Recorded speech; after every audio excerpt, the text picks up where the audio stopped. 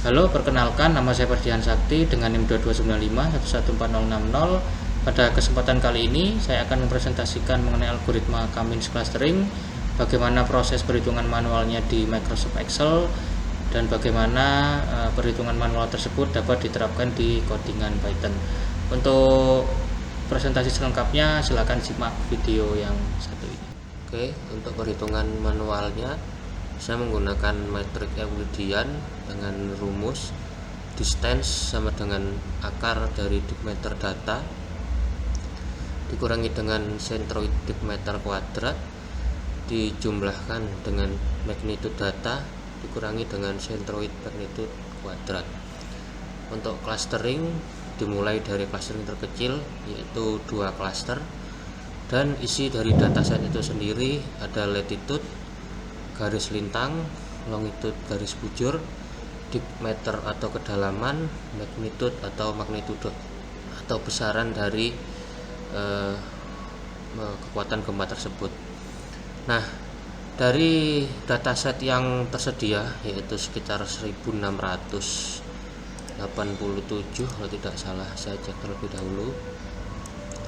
1647 data baris dalam satu file dataset itu saya potong menjadi 10 baris terlebih dahulu untuk dilakukan perhitungan secara manual.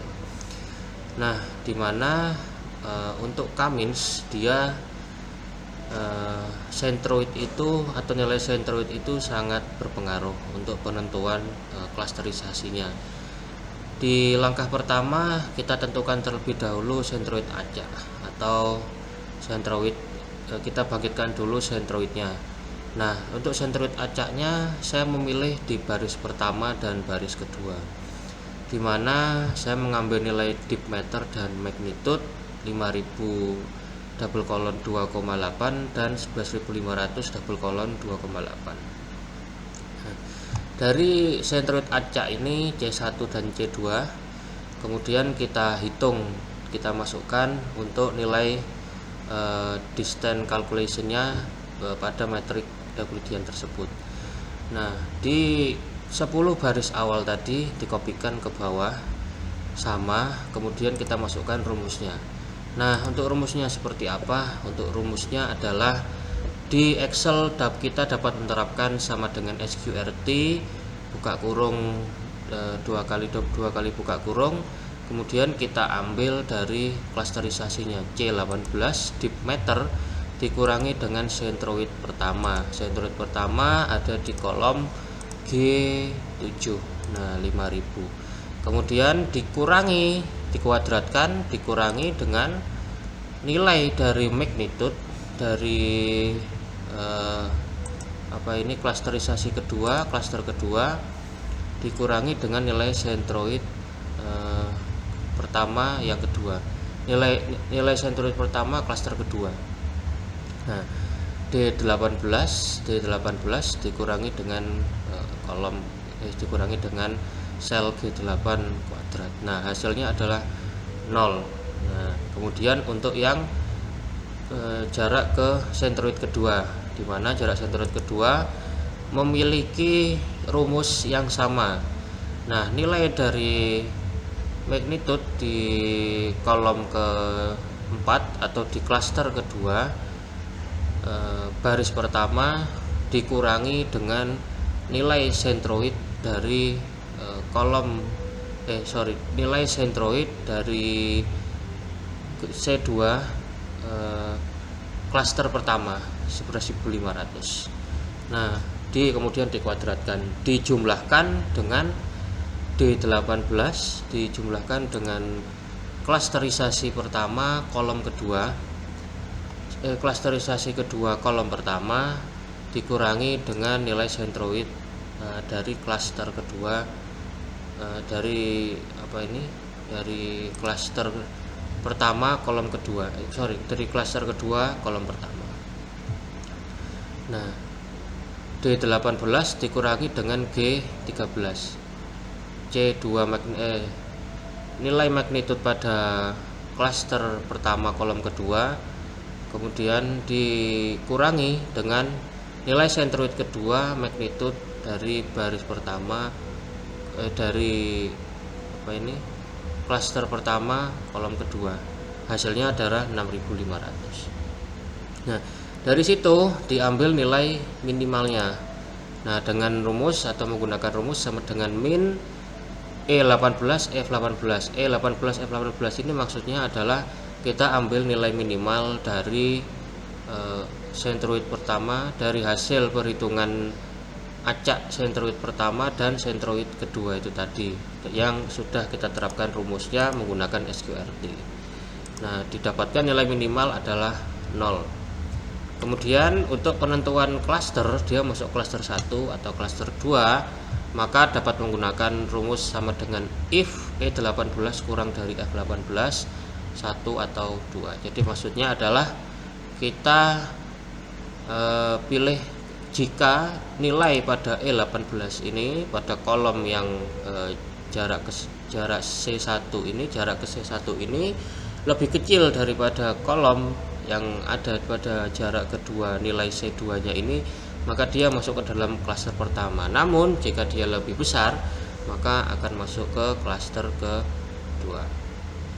Ya, jadi mana yang kecil ya itu yang akan yang akan dimasukkan ke klaster, dan yang kecil contoh di C1 maka masuk ke klaster pertama. Jika dia kecilnya di C2, di kolom C2, maka dia masuk di klaster kedua. Nah, bisa dilihat pada baris kedua yang kecil ternyata ada di jarak ke C2, ke sentroid kedua, maka dia masuk ke klaster kedua. Di baris ketiga juga demikian, 13.000,00002 dan 6.500,00038. Nah, di nilai C1 itu dia lebih besar daripada jarak ke C2, maka ini masuk ke dalam klaster kedua. Nah, begitupun seterusnya sampai dengan baris ke-10.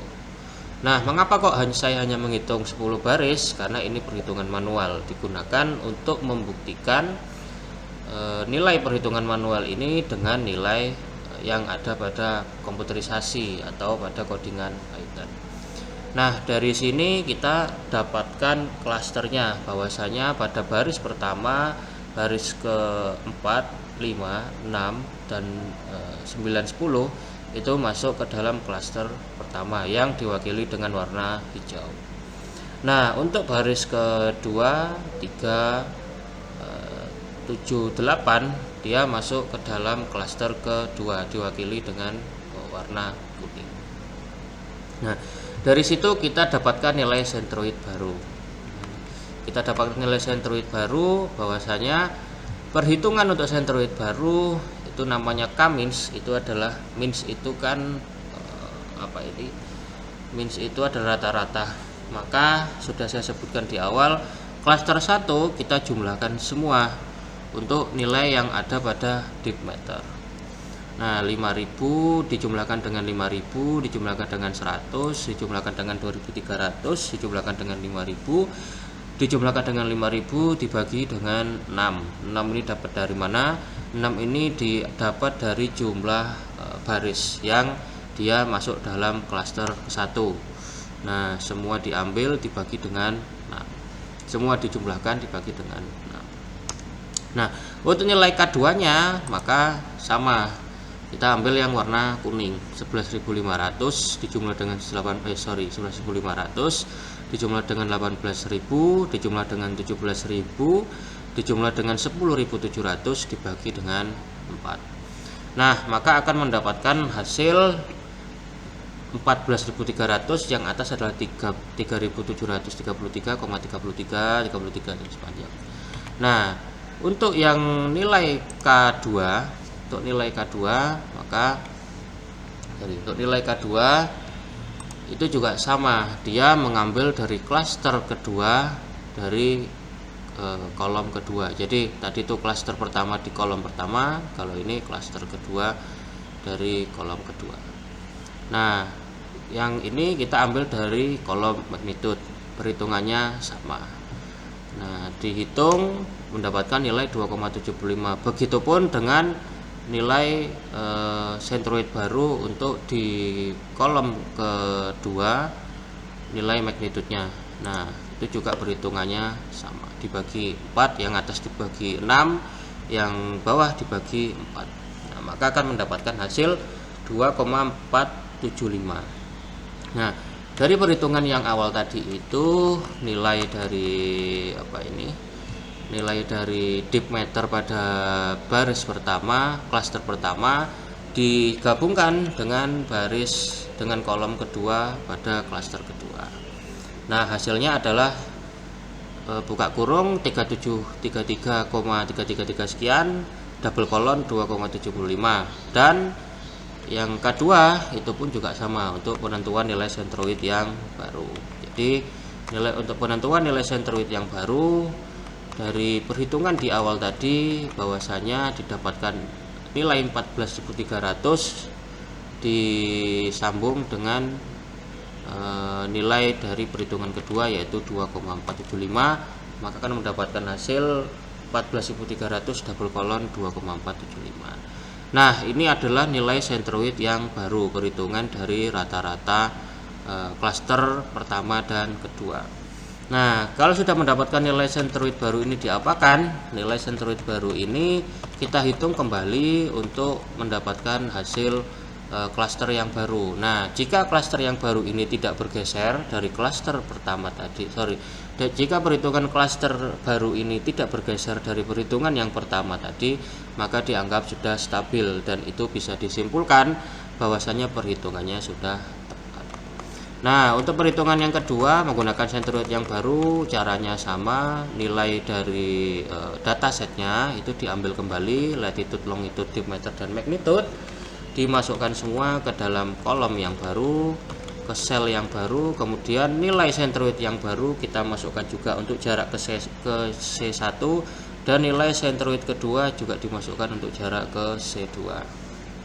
Nah, perhitungannya pun juga sama, rumusnya sama dengan yang di atas, bahwasanya dari kolom pertama, klaster pertama, dikurangi dengan nilai sentroid acak dari kolom pertama, dari sentroid baru K1 di kolom pertama klaster pertama, gitu ya.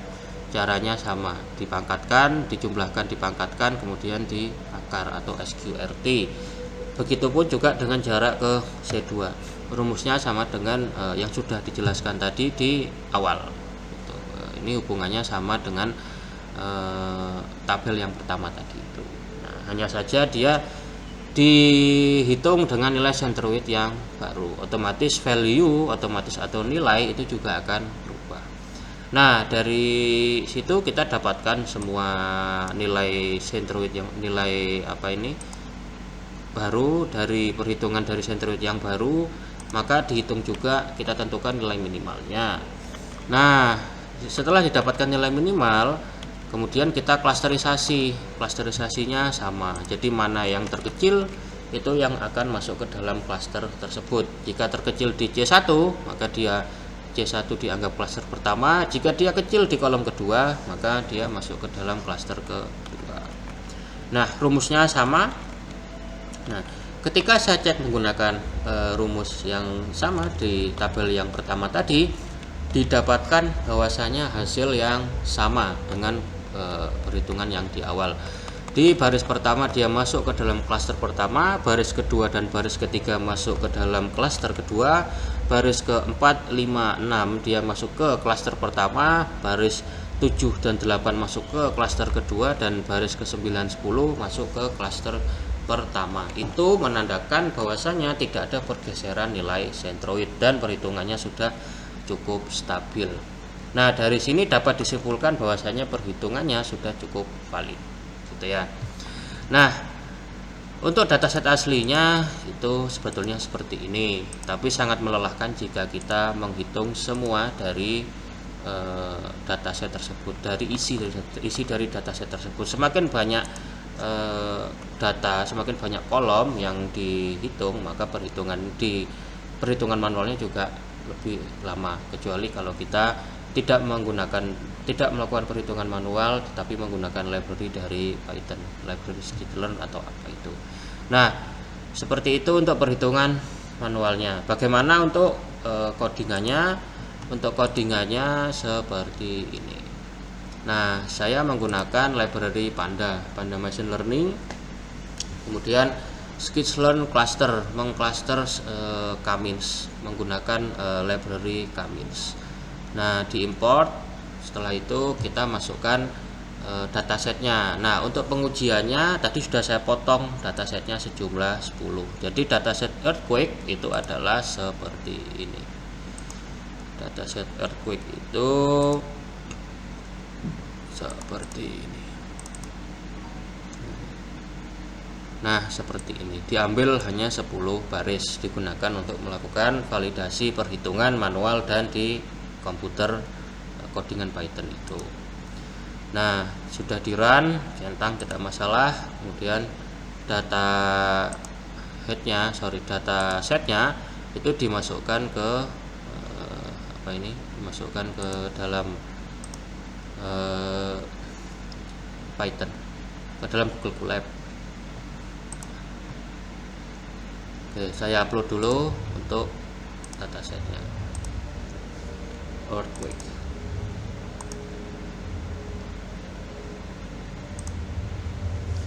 Oke, kita running kembali.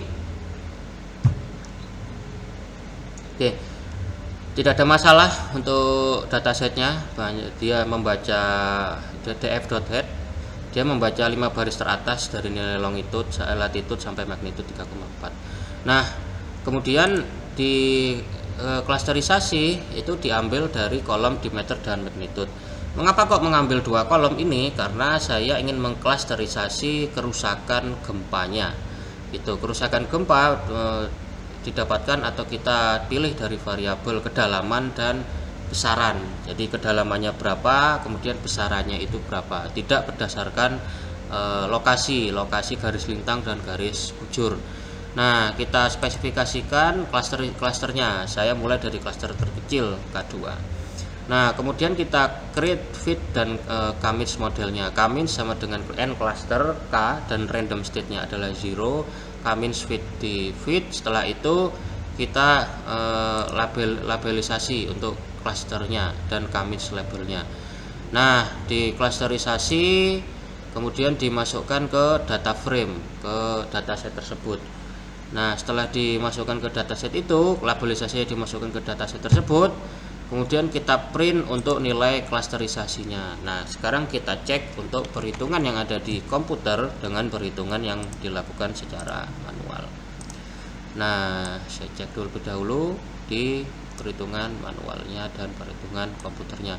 Nah, bisa kita cocokkan bersama bahwasanya nilai print dari cluster data frame yang dilakukan di Google Colab dengan di Excel itu memiliki nilai yang sama. Jadi contoh cluster 0, di sini dia terbaca dengan nomor indeks 0 cluster, itu di sini terbaca dengan cluster ke 1.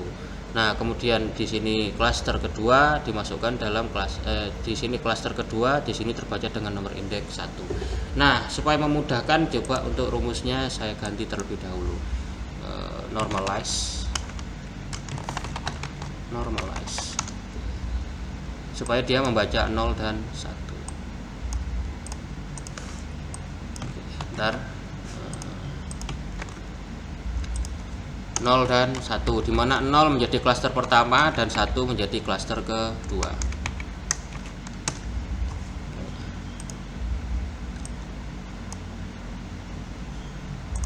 Oke, beres. Nah, bisa dilihat maka hasilnya akan sama persis, di mana di baris pertama dia klasternya 0 diwakilkan dengan angka 0, kemudian baris kedua diwakilkan dengan angka 1 menandakan itu klaster kedua, baris keempat itu diwakilkan dengan angka 0 menandakan dia klaster pertama sampai dengan baris ke-6. Nah, baris ke-7 ke-8 kembali menjadi angka 1 menandakan bahwasanya dia klaster kedua. Baris ke-9 dan baris ke-10 dia kembali ke angka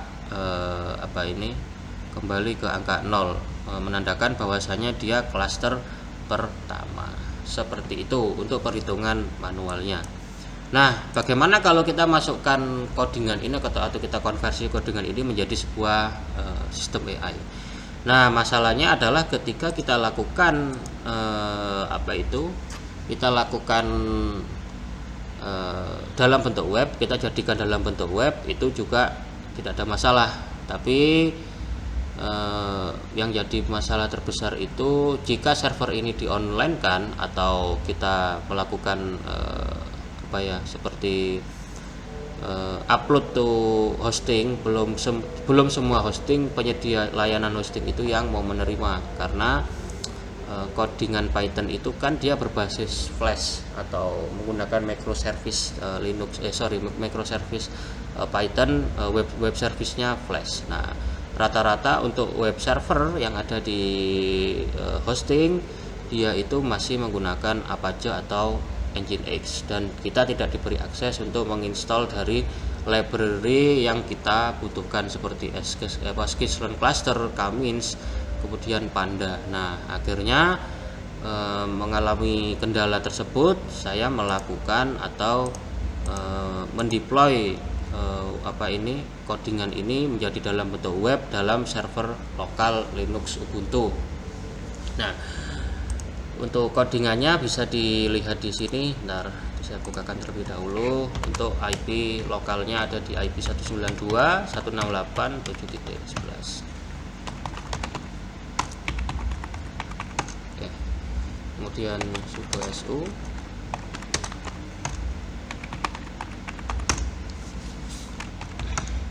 Nah, saya masukkan ke dalam folder earthquake cluster ini.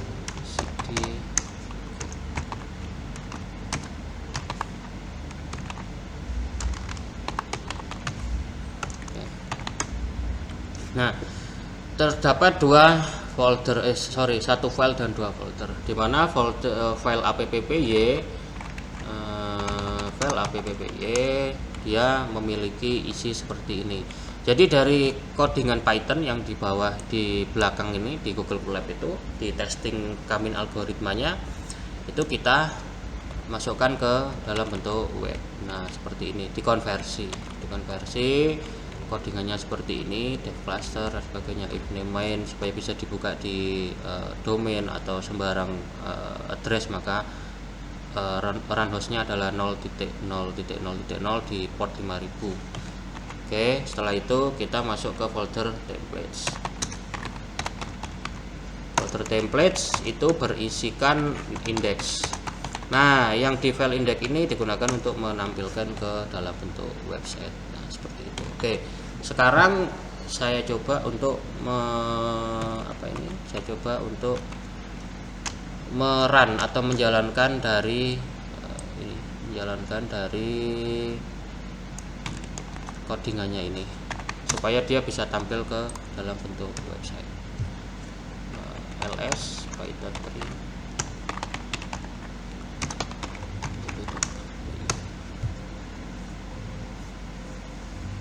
3. Oke, sebentar, untuk aktivasi VNV nya mungkin ada yang keliru, bisa saya cari terlebih dahulu.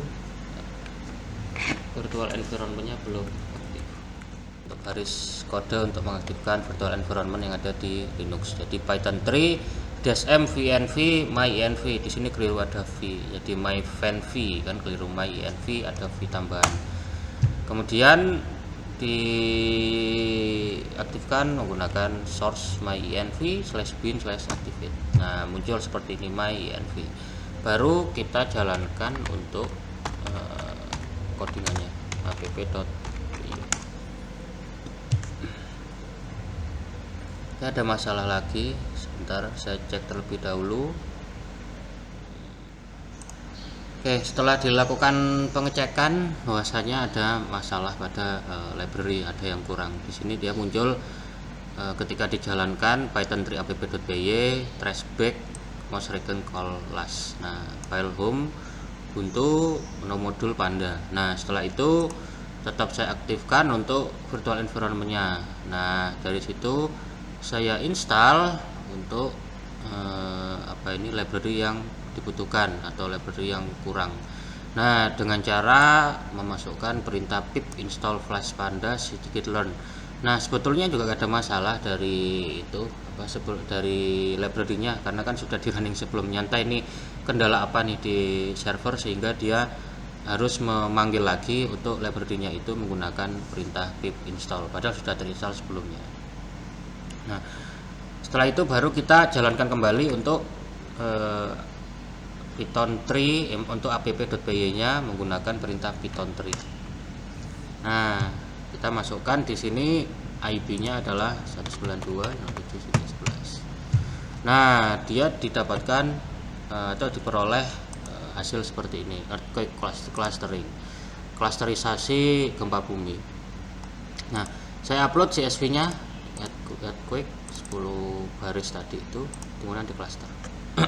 Nah, hasil dari ini itu sebetulnya sama dengan yang ada di sini, 011001100 ya, sama ya, 01100 ya, karena di sini ditampilkan dalam bentuk web, yang ini ditampilkan dalam bentuk Google Colab, tapi sama-sama web. Yang satu masih di Google Colab, komputerisasinya di Google Colab, yang satu sudah bentuk web seperti itu. Nah, apakah bisa kalau kita klasterisasi untuk semua data? Nah, ini yang clustering dash copy itu saya potong menjadi 1000 baris dataset. Nah, 1100. Nah, yang ini adalah dataset dari aslinya earthquake clustering ini, yang 43 kilobyte ini. Nah, coba saya masukkan untuk dataset yang aslinya sejumlah 1600 kalau nggak salah. Saya cek terlebih dahulu. Ya, 1647 baris. Oke, saya buka. Kemudian cluster, nah seperti ini, 0 dan 1. Oke, itu untuk klasterisasinya.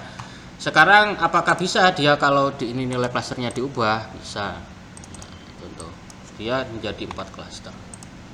Nah, bisa dilihat di sini ada angka 3, angka 1, angka 2, angka 3, angka 0.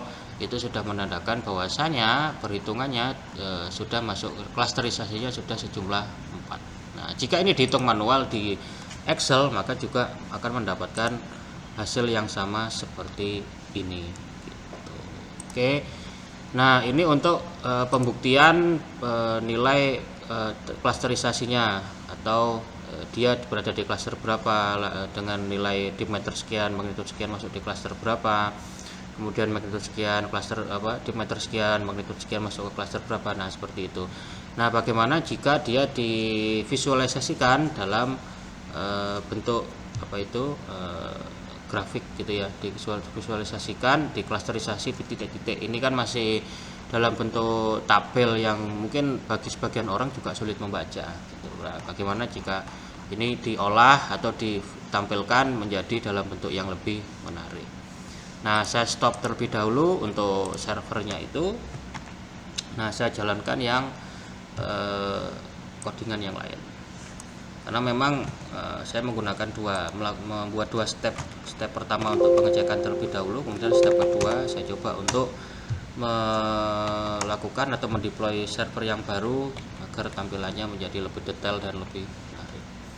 Home Ubuntu ke apps kalau salah, cek dulu. App sepertinya.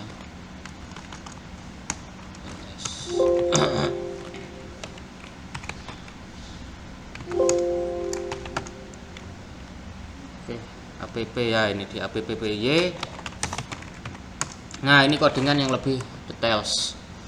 Jadi nanti akan menampilkan titik-titik cluster, kemudian berapa baris, berapa kolom, kolomnya ada berapa, barisnya ada berapa, dia masuk jumlah cluster 1 ada di baris keberapa, di cluster kedua nanti jumlah barisnya berapa, dan seperti itu. Oke, ini untuk codingannya. Nah, kita masuk ke folder templates, nano app cd templates. Nah, di folder templates itu ada file analysis digunakan untuk menampilkan kategorical atau numerical variabel, jumlahnya ada berapa, kategorical variabel jumlahnya ada berapa, apakah ada missing data, apakah ada duplicate row atau baris yang terduplikasi, dan cluster size-nya ada berapa. Nah, seperti itu. Nah, setelah itu kita masuk ke index HTML. Index HTML itu untuk mengupload dari datasetnya ya. Jadi kita bisa menggunakan dataset yang lain gitu loh untuk diupload ke sini ke sistem. Tapi yang perlu diperhatikan bahwasanya dataset yang diupload itu harus semuanya dalam bentuk numerik. Di kolomnya itu, di semua kolomnya itu harus dalam bentuk numerik, karena dia klasterisasinya berdasarkan angka gitu ya. Kalau ada dalam bentuk string, maka harus diubah dulu menjadi bentuk numerik. Nah, seperti itu. Oke, saya pindah dulu ke folder yang lain mungkin. Bentar. Untuk app ke folder uploads.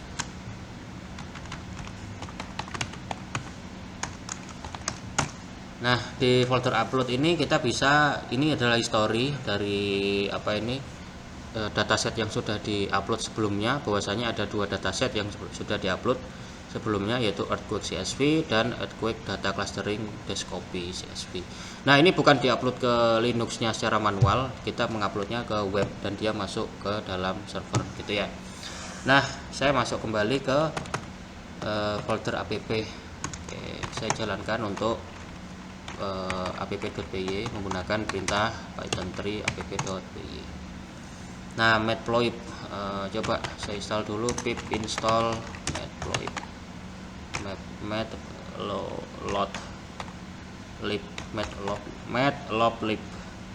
Matplotlib ya. Padahal sudah terinstall ini, tapi saya juga nggak tahu kenapa kok harus dipanggil lagi. Python 3 seaborn pip install seaborn.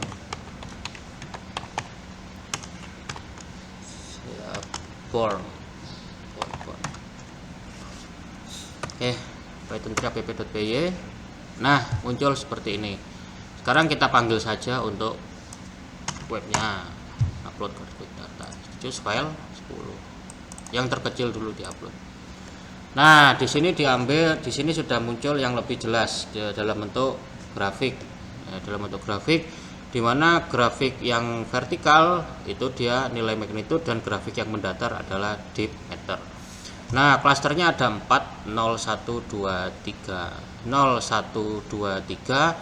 Di sini dia didapatkan klaster K sama dengan 4.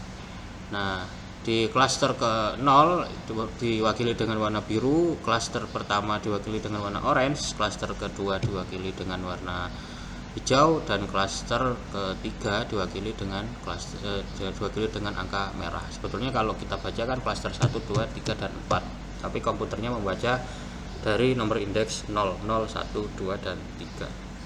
Nah, di variabelnya dia dibaca ada 4 variabel, latitude, longitude, diameter dan magnitude. Kemudian apakah ada categorical variable? Dicek, ternyata di sini tidak ada. Kemudian dicek lagi apakah ada missing data di baris di 10 itu tadi, 10 baris CSV yang saya upload tadi itu tidak ada missing value, dimulai dari kolom latitude, longitude, diameter, magnitude. Kemudian missing value-nya juga 0% untuk semua kolom. Kemudian duplicate rows-nya juga tidak ada, latitude, longitude, diameter, magnitude. Dan cluster size-nya adalah cluster 1 sejumlah 5, cluster 0 sejumlah 3, cluster 3 sejumlah 1, kemudian cluster 2 sejumlah 1 juga. Oke, sekarang saya coba lagi untuk yang full data. Oh iya, ini mengapa kok di sini langsung klaster keempat? Mengapa di sini jumlah klasternya langsung 4? Karena di sini sudah dihitung sebelumnya bahwasanya the best cluster itu berada di 4 cluster. Nah, bisa jelaskan terlebih dahulu 4 cluster dapat dari mana? 4 cluster itu didapatkan dari nilai Silhouette. Nah, nilai Silhouette yang paling tinggi berada di 4 cluster. The Silhouette score is 0,386, di mana ini paling tinggi di antara cluster kedua, cluster ketiga, cluster ke-5, cluster ke-6, cluster ke-7 dan cluster ke-8. Nah, yang lain adalah 0,360, 0,386, 0,3860866, tapi di sini ada 0,386297 dan ini 0,367, 0,323, 0,327, 0,334. Nah, otomatis yang paling tinggi adalah cluster ke-4. Nah, seperti itu. Nah, ketika di-upload file aslinya 1647 dataset itu tadi, 1647 baris dalam satu dataset itu diperoleh klasterisasi, visualisasi klasterisasi seperti ini. Nah, warna merah itu klaster ketiga, klaster keempat ya. Warna hijau klaster ketiga, warna orange klaster kedua, warna biru klaster pertama. Nah, sama dia juga dihitung klasternya. Jika ini dijumlahkan mulai dari klaster pertama sampai klaster keempat, maka sejumlah 1647. Nah, seperti itu. Nah, itu untuk hasil dari perhitungan Kamin secara manual dan komputerisasi sampai dengan visualisasi dalam bentuk website. Oke, cukup sekian presentasi yang saya sampaikan. Terima kasih telah menyimak. Semoga apa yang saya sampaikan bermanfaat dan mohon maaf jika terdapat kesalahan. Saya akhiri. Wassalamualaikum warahmatullahi wabarakatuh.